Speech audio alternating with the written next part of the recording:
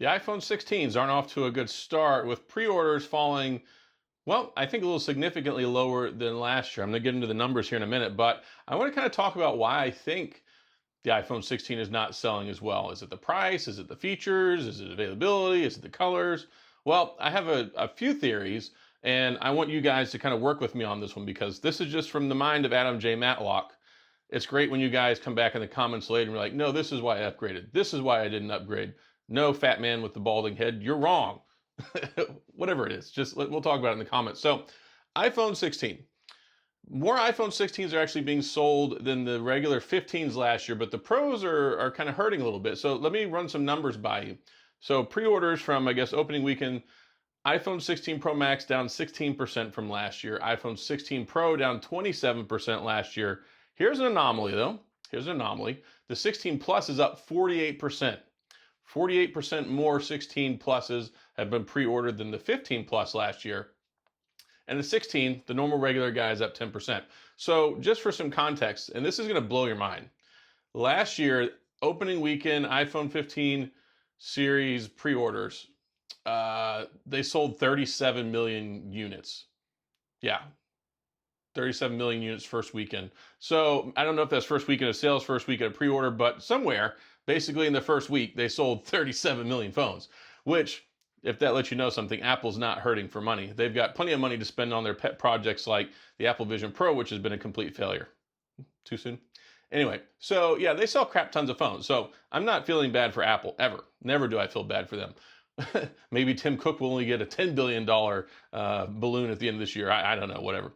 So it's interesting because a lot of people really like to, in the United States, Apple is king when it comes to phone sales. Samsung, they do all right, but globally, they usually only sell a little over 20 million phones from their flagship S series. So like probably this year, S24, 24 Plus, 24 Ultra, they'll probably do about 20, 25 million in sales for the whole year. And here they're talking about Apple only selling 37 or 30 million in the first week, right? So just some context there. But why are people buying less phones this year? Or if they are, why are they buying different ones? I think follow the features. And I was just thinking about this. I made a video yesterday talking about the new Huawei Mate XT, which is that tri-fold phone, which is cool. Folds up three different ways, and you get basically a huge tablet screen instead of just like, oh, I just dropped my Z Fold. Instead of just this, which, you know, just opens up to a tablet, it doesn't have that third partition.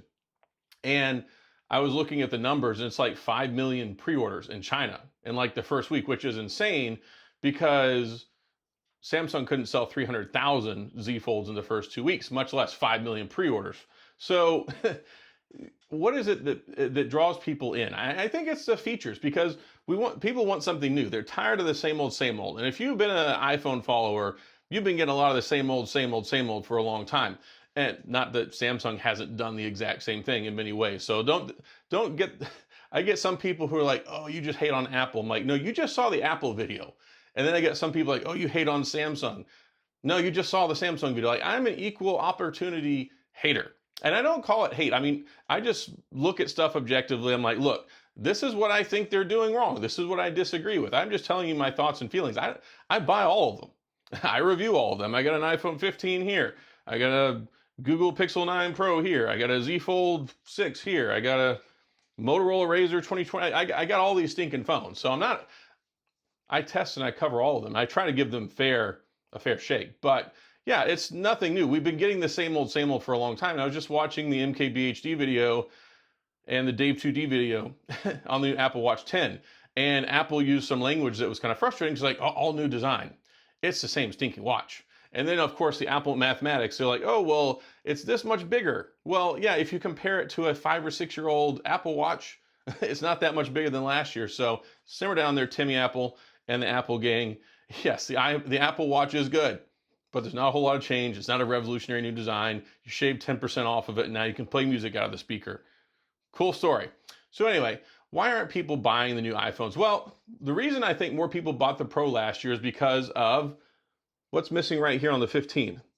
The action button. A lot of people like the action button, and a lot of people don't really care for the mute switch. Like I've been using this iPhone 15 some because I got it from free from T-Mobile the other day, but don't get your head twisted around anything. The iPhone 15 is still going to be good for several years. And if you don't care about Apple Intelligence, you're going to be in a good spot. Like, don't go out and buy the phone just for Apple Intelligence. And the other thing too is Apple Intelligence isn't even going to be fully ready till we're talking about the iPhone 17 next year. And honestly, it looks like some of the main features aren't going to be rolled out till early of 2025. We'll be talking about the iPhone 17 by then. So I think this Apple Intelligence stuff is a non-starter. If you're one of the 5 people that are actually upgrading this to your phone for Apple Intelligence, go to the comment section and let me know. But I don't think a lot of people really care about Apple Intelligence.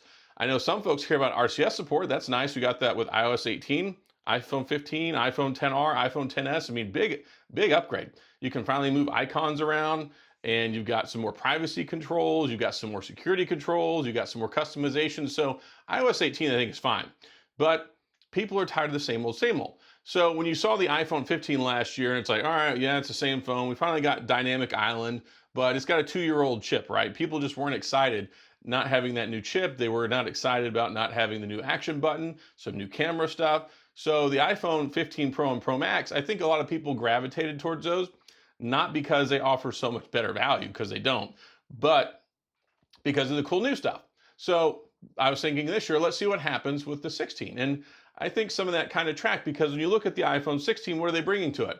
The action button. So now, from an aesthetics point of view, you're going to have the same form and function on the outside as you do with the Pro Series phone. And then both phones are getting the new capacitive camera touch controls. So that's not something exclusive to the Pro. So if you don't have to pay Pro prices, why pay for a Pro, right?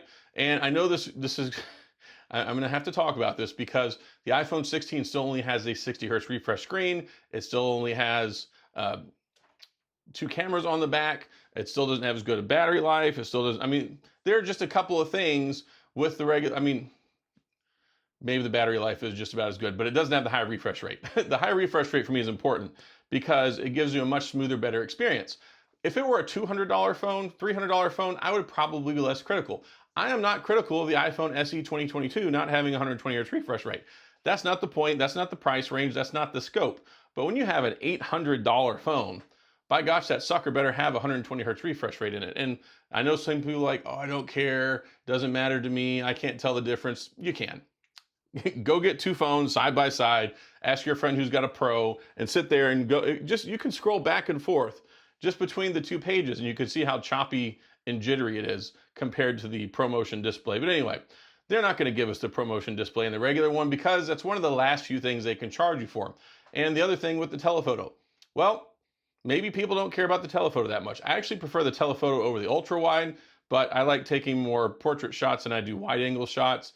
But if you take a look at the 16, solid camera, got the ultra wide, camera controls, action button, couple $100 cheaper, it makes sense. And I think people still do like the larger screens.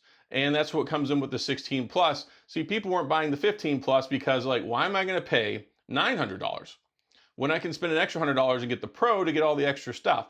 It's much more difficult when you look at that price margin between the Plus and the Pro, because it's $100. When you take a look at the 15 to the 15 Pro or the 16 to the 16 Pro, it's $200. In today's economy, $200 is a lot of stinking money.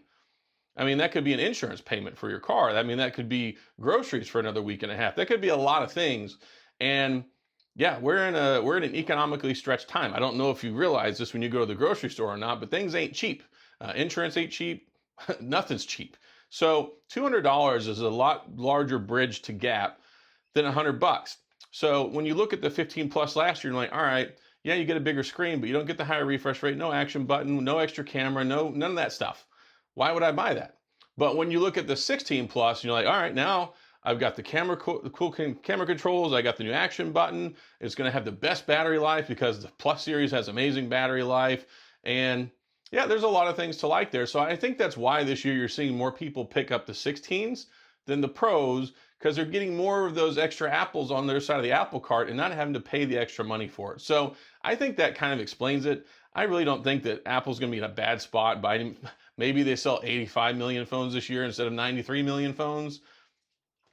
But another point I do want to make, though, is if we keep buying the same iterative stuff, like, look, I buy it. This is for people like, oh, you're going to buy it anyway. Of course I'm going to buy it. I'm a tech review channel. I review this stuff. Of course I have to go buy the phone.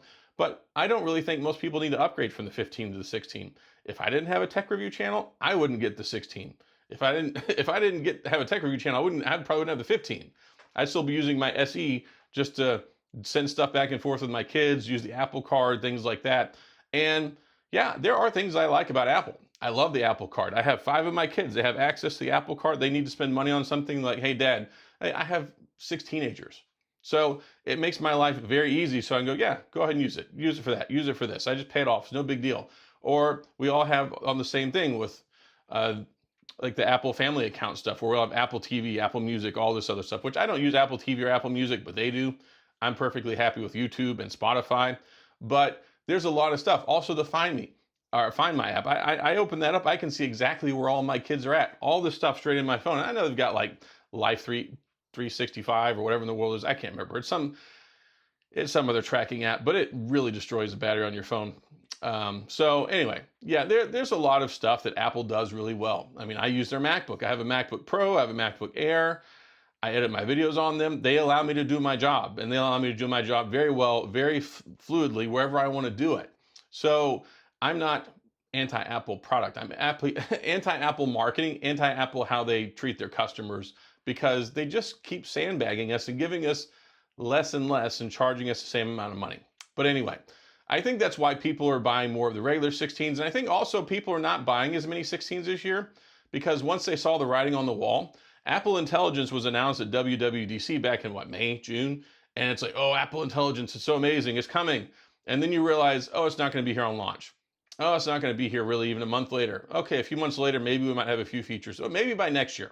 So I think a lot of people are playing the wait and see approach to see if it's really worth even upgrading. And I think there is just still a distrust and a lack of enthusiasm from the consumer base about intelligence when it comes to AI, whether it's Apple Intelligence, whether it's Google Gemini, whether it's Samsung Galaxy AI. I think a lot of people still don't buy into it, don't care for it, or are playing a wait and see approach to where it finally hits that magical feature where it's like, this speaks to me, this is going to be good for me. So I think that Apple Intelligence is under delivering. I think because they're giving more features to the regular series and the Pro, more people are adopting those. And I think it still hammers in the point that people like bigger screens on their phones. And the Plus, maybe it's the big winner this year. So anyway, those are my kind of real 3 things. And still, I think Apple's lack of innovation. There's just really not a whole lot of innovation here. I mean, it's a lot of they're just settled into their seat, push out the new phone every other year, and, well, not even every year, just put out a new phone and let people come and buy it. I mean, at some point, something's got to change. And I think this is not even just an Apple problem. I think it's a industry problem, because I talked about it with my Z Fold 6. It's been the same stinking phone for 3 years. It's got the same cameras for 3 years. You look at the iPhone, not a whole lot of big changes there. I mean, there's just not a lot of changes, period. And when people are trying to figure out where to spend their dollars, and the competency level for these phones is just so high now. If you've got an iPhone with an A15, A16, A17, that phone is going to be zippy, it's going to be good, it's going to last you for years. So it's not like before where it's like, oh, I got to get the new iPhone every other year. Oh, I got to get the new Samsung every year. We're into like the 3-4 year kind of cycle upgrades now, where 1, you don't need to spend that much money every year. And 2, it's lasting so much longer. So especially when you got Apple Care too. Apple Care, if you mess up your phone, just go get it fixed. So I think there's a lot of factors playing into it, but I think 1, people are following the features, they're saving money, they want a bigger screen, and they aren't too crazy about Apple Intelligence. And I think that pretty much wraps it up in a nutshell, why the 16s aren't selling as well. But again, don't worry, Tim Cook's not going to go hungry. So that's all I've got. Any questions, comments, gripes, concerns, your own conspiracy theories? I want to hear them. Let's talk about it. And if you enjoyed the video, if you like seeing the Apple stuff, then, well, hit the like and the subscribe button, notification bell, let me know. I am going to try and cover them more this year, but don't worry, to all my Google Pixel and Samsung fans, Pixel 9 Pro. I've been using it like crazy for the last couple of days since I got it. I love this phone. Full review coming next couple of days. So that's all I've got. As always, thanks for being here. I appreciate you watching, and I'll see you guys next time.